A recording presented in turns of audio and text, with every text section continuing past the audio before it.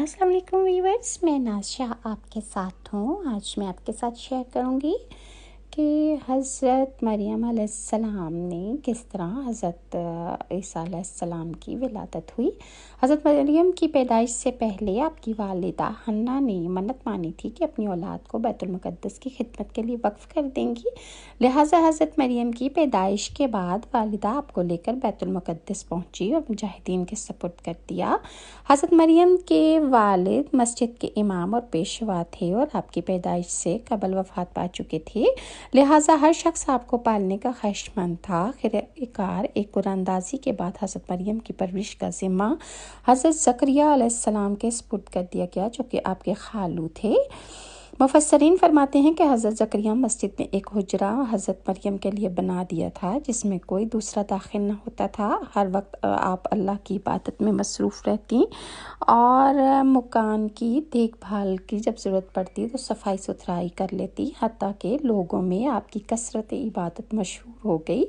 हज़रत ज़करिया हज़रत मरियम की ज़रूरी निगहदाश्त के सिलसिला में अक्सर हुजरा में तशरीफ़ ले जाया करते थे। आप कहीं जाते तो बाहर से ताला लगा जाते, फिर आकर खोल लेते। एक बात जो इनको अजीब नज़र आई कि हज़रत मरियम के पास अक्सर बेमौसम के फल मौजूद पाते। आखिर हज़रत ज़करिया ने दरियाफ़्त किया, मरियम तेरे पास ये मौसम में बेमौसम फल कहाँ से आते हैं? हज़रत मरियम ने फरमाया कि ये मेरे परवरदिगार का फ़ज़ल है, वो जिसको चाहता है बेगुमान रिज़्क़ पहुँचाता है। हज़रत ज़करिया का उस वक्त बुढ़ापे का ज़माना था और औलाद की नेमत से महरूम थे। हज़रत मरियम के गैर मामूली निशानात कुदरत देख कर ये ख्याल पैदा हुआ कि कादिर मुतलक हज़रत मरियम को बेमौसम फल अता कर सकता है, तो वो बेमौका औलाद भी अता करेगा। ये सोचकर बाहिर रब्बानी में हज़रत ज़करिया ने दुआ फरमाई और हज़रत ज़करिया की दुआ को कबूलियत का शर्फ हासिल हुआ और हज़रत याह्या की खुशखबरी अल्लाह ताला ने आपको सुनाई। हज़रत मरियम इसी तरह एक अरसा तक अल्लाह की इबादत में मशगूल रहकर पाकीज़ा ज़िंदगी बसर करती रहीं। अल्लाह ताला ने इनकी अस्मत को और ज़्यादा बुलंद फरमाया। मलाइका और हज़रत मरियम को खुशखबरी सुनाई कि अल्लाह ने इनको दुनिया की तमाम ख़वातीन में से चुन लिया है, ताकि इनके बतन मुबारक से एक ऐसी अजीम शख्सियत पैदा फरमाएगा जो बग़ैर बाप के पैदा होंगे और वक्त के असीम पैगंबर भी होंगे। हज़रत मरियम ने हज़रत ईसा को कैसे जन्म दिया और कैसे उम्मीद हुई, इन तमाम को अल्लाह ने बड़े शान एजाज़ से कुरान में बयान फरमाया है। सूरह मरियम में अल्लाह ताला इरशाद फरमाता है, एक दिन जब हज़रत मरियम इबादत की गर्ज से घर के मशरक़ी हिस्से के एक कोने में तशरीफ़ ले गईं तो एक फ़रिश्ता इंसानी शक्ल में ज़ाहिर हुआ। झमूर के नज़दीक ये हज़रत जिब्राईल अलैहिस्सलाम थे। हज़रत मरियम एक इंसान को अपने करीब देख कर घबरा गईं और ख़तरा महसूस हुआ तो फ़ौरन इससे अल्लाह की पनाह मांगने लगीं कि अगर तुम मोमिन हो तो मुझ पर जुल्म न करना। बाज़ रवायात में है कि जिब्राईल अल्लाह के नाम की ताज़ीम के लिए कुछ पीछे हट गए और फरमाया, मैं एक फ़रिश्ता हूँ जो अल्लाह की तरफ से भेजा गया हूँ ताकि आपको एक पाकीज़ा लड़के की खुशखबरी दूँ। हज़रत मरियम को इंतहाई तअज्जुब हुआ। वो बोली, ये कैसे मुमकिन है, क्योंकि वो शादीशुदा न थीं। फ़रिश्ते ने कहा कि अल्लाह ताला हर बात पर कादिर मुतलक है, इसकी बारगाह में सब आसान है, पहले से तय हो चुका है। आपको ऐसा अज़ीमुल मर्तबत बच्चा अता किया जाएगा जो पैगंबर होगा और बग़ैर बाप के होगा और जहान फ़ानी के लिए एक निशानी होगा। रवायत से पता चलता है कि हज़रत जिब्राईल अलैहिस्सलाम ने इनके गिरेबान में फूंक मार दी, जिससे आपको हमल ठहर गया और हज़रत मरियम हामिला हुई तो एक दूर जगह चली गईं। इस बारे में एक किस्सा कई बुज़ुर्गों ने ज़िक्र किया है। जब आपका हमल ज़ाहिर हुआ तो सबसे पहले बनी इसराइल के आबिद और ज़ाहिद शख्स वहाब बिन मंबा ने, जो आपके खालाजाद भाई भी थे, इंतहाई तअज्जुब से पूछा, ए मरियम, क्या बीज के बग़ैर खेती उग सकती है? फरमाया, जी हाँ।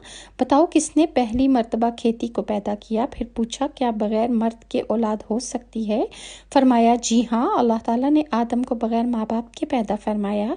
फिर कहा, अच्छा अपनी खबर भी दो। हज़रत मरियम ने फरमाया, अल्लाह ने मुझे खुशखबरी दी है अपनी तरफ से एक निशानी जिसका नाम मसीह ईसा बिन मरियम होगा, दुनिया और आखिरत में साहिब मर्तबा होगा। लोगों से बचपन में اور بڑھاپے میں کلام کرے گا۔ حضرت زکریا کے متعلق بھی اسی قسم کی بات چیت ہے۔ ایک قول کے مطابق کہ پکارنے والے حضرت جبرائیل ہیں، دوسری روایت کے مطابق حضرت مریم کے بیٹے عیسیٰ تھے۔ بے سر و سامانی کے اس مشکل وقت میں اللہ تعالیٰ نے حضرت مریم کے قدموں کے قریب ایک نہر جاری کر دی اور غیب سے آواز آئی کہ پانی پیو اور کھجور کھاؤ تاکہ جسم کو تقویت پہنچے، پھر اپنی اولاد کو دیکھ کر آنکھوں کو ٹھنڈک پہنچاؤ۔ قبل از اسلام میں بولنے کا روزہ رکھنا عبادت میں شامل تھا، یعنی صبح سے رات تک کسی سے بات نہ کرتے۔ بعد میں یہ حکم منسوخ ہو گیا تھا، لہذا حضرت مریم کی پریشانی کو دور کرنے کے لیے کہا گیا کہ اگر تم سے کوئی شخص اس بچے کے بارے میں پوچھے تو اشارے سے کہہ دینا کہ میں نے چپ کا روزہ رکھا ہے۔ جب حضرت مریم کو کچھ تسلی ہوئی اور حضرت عیسیٰ پیدا ہوئے، پھر آپ اپنے بیٹے کو لیے اپنی قوم کے پاس واپس آئیں۔ قوم کے لوگ آپ کی گود میں بچہ دیکھ کر غضبناک ہو گئے۔ آپ کے عبادت گزار پاکیزہ خاندان کا حوالہ دیتے ہوئے آپ سے بدگمان ہوئے اور الزام لگانا شروع کر دیے۔ جب حالت زار تنگ ہو گئی اور سمجھ بوجھ کے دروازے بند ہو گئے اور توکل کا مدار صرف اللہ کی ذات رہ گئی، تب حضرت مریم نے بچے کی طرف اشارہ کرتے ہوئے کہا کہ اس بچے سے بات کر لو، تمہارے سارے سوالوں کے جواب یہ بچہ دے گا۔ سرکش لوگوں نے کہا بھلا یہ دودھ پیتا بچہ ہمارے سوالوں کے جواب کیسے دے گا، ہم کیوں اس سے بات کریں؟ قوم کا یہ کلام سن کر حضرت عیسیٰ نے تقریر شروع کر دی، جس کا ذکر اللہ تعالیٰ نے قرآن مجید میں یوں ارشاد فرمایا ہے، اور جب موسیٰ نے فرمایا میں ہوں اللہ کا بندہ، اس نے مجھے کتاب دی اور مجھے نبی کی۔ دوسری طرف نجومیوں نے ہاروٹ بادشاہ کو یہ بتایا کہ ایک ایسا بچہ پیدا ہونے والا ہے کہ جو تیری حکومت کا زوال کا سبب بنے گا، اور فارس سے آنے والے مجوسیوں نے ستاروں کا حساب لگا کر تصدیق کی کہ نومولود بچہ یہودیوں کا سردار بنے گا، اور جب بادشاہ کو اپنے دشمن کی ولادت کی خبر ملی تو قتل کرنے کا اس نے حکم صادر کر دیا۔ اس دوران حضرت مریم اپنے بچے کو لے کر مصر چلی گئیں، وہاں تقریباً 6 ماہ قیام کیا اور بادشاہ کی وفات کے بعد واپس آ کر ناصرہ میں سکونت پذیر ہوئیں۔ اس دور میں طبیبوں اور حکیموں نے اپنے فن کو کمال پر پہنچا رکھا تھا۔ اللہ تعالیٰ نے اس مناسبت سے حضرت مسیح کو بہت سے معجزات عطا کر رکھے تھے۔ حضرت عیسیٰ کی زندگی سے متعلق اسرائیلیت میں بھی بے شمار واقعات موجود ہیں۔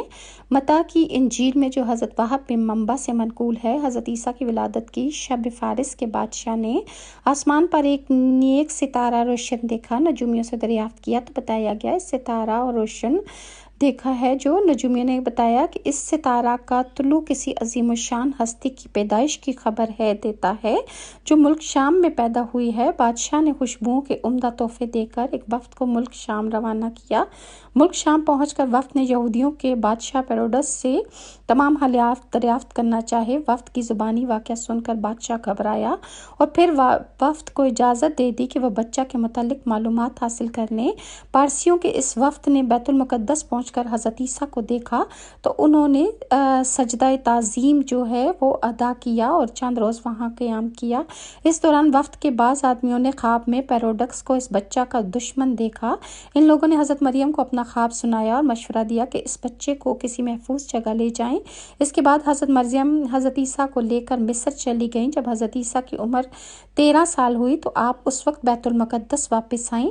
حضرت عیسیٰ علیہ السلام کے بچپن کے حالات زندگی بھی غیر معمولی تھے اور طرح طرح کی کرامات جو تھے وہ ہوتے رہتے تھے۔ ایک مرتبہ نجران کا وفد حضور صلی اللہ علیہ وسلم کی خدمت میں آیا اور اپنے باطل عقائد کا پرچار کرنے لگا کہ خدا 3 ہے، روح القدس، عیسیٰ اور مریم۔